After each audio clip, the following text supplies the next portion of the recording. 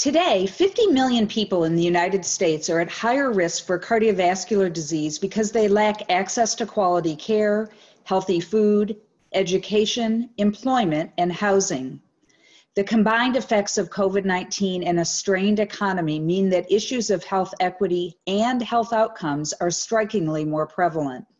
With under-resourced populations hardest hit, we have stepped up our focus to convene stakeholders, patients, and community organizations to break down barriers to health through research, quality of care, our health improvement programs, advocacy, and community initiatives. As an example, we're extremely grateful to have received a $1.7 million grant from the Bristol-Myers Squibb Foundation to improve patient outcomes across the continuum in Baltimore, Maryland. This is just one way we're investing millions of dollars in social entrepreneurs and community-inspired solutions to improve health equity. We're so proud of the exceptional leadership of our local board members, Dr. Athal Morgan and Dr. William Ashley, as well as the work of our staff team and the Community Health and Action Task Force, including Rhonda Ford Chapman, Amanda Pyle, and Jalissa Powell. Eliminating barriers to care is a guiding value of the American Heart Association, and we have championed this work for nearly a century. It is an essential foundation to our mission as a relentless force for a world of longer, healthier lives. My name is Rhonda Chapman, and I am the Vice President for Health Strategies for the Greater Baltimore region of the American Heart Association. What we were finding, and what is known across the country, is that many under-resourced patients weren't completing that journey and weren't getting the best health outcomes possible from the service of a specialty care provider. As we began the project, our charge was to convene a collective impact coalition representing all aspects of the system of care for stroke, AFib, and VTE patients. So it was incumbent of us to recruit patients, caregivers, community health workers, managed care organizations, and other professionals to make sure that we were addressing every step in the patient's journey. And what became very clear early on was that we had to look at those points in the journey where the social inequities in the city of Baltimore and across the country were impacting that patient's ability to access the best care possible. My name is Jalissa Powell. I am the project manager for Community Health and Action run by the American Heart Association. It is my primary responsibility to engage community stakeholders and helping us to both develop, implement, and then think about how to sustain strategies to help patients navigate through the healthcare system. It was clear that we had a very complex issue that we wanted to tackle, but it is rare that folks across the continuum, including patients, are at the table to try to troubleshoot and brainstorm what that might look like.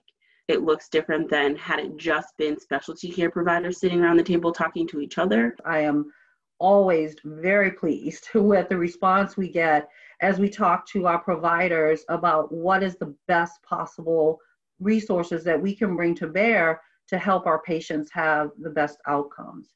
So everybody was well versed in our work and really excited about participating and joining together for the patient. From the very beginning, all of our stakeholders were very candid and very engaged. And I think some of that is a testament to the relationship that all of those folks had with the American Heart Association. They trusted that we were bringing them together. It was a safe space for them to share.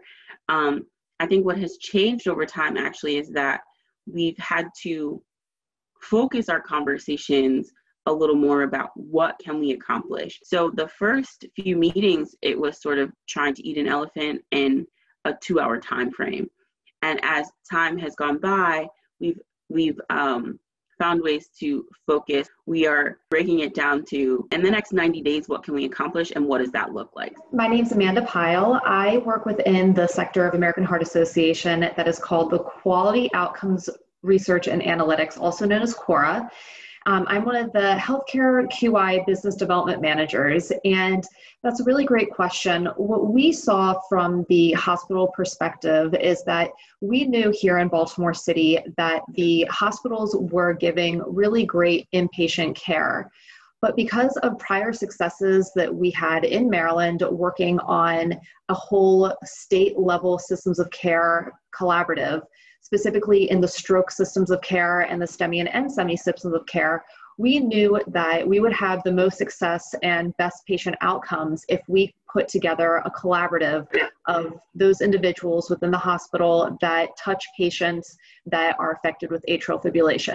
We are fortunate in Baltimore that beyond just the American Heart Association looking at social determinants of health, the city as a whole is looking at how do we really pay attention to the things that impact people's health that are not like clinical markers. So we find that housing is a big issue. If you don't have affordable or secure housing, your health outcomes are likely to be poorer than somebody who has those things. We found that transportation's an issue, just financial security in general. The health department said food insecurity is a big one for us, but also mental health resources are a challenge.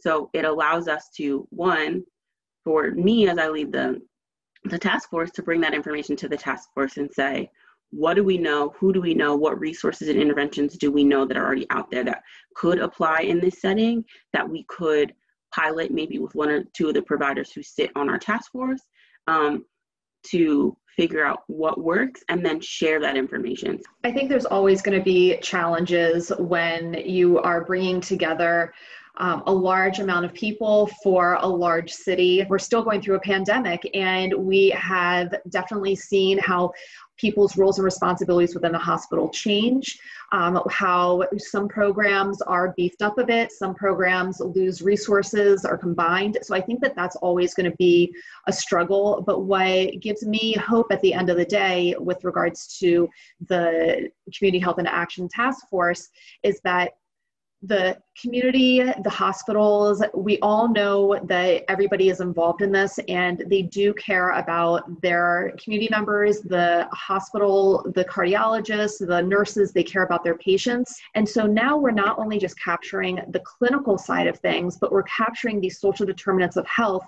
and the specialty care discharge information so that we can start understanding at a higher level what is going on with our AFib patients, with our stroke patients, and how can we help them after they leave the hospital so that they can continue to have healthy and happy lives.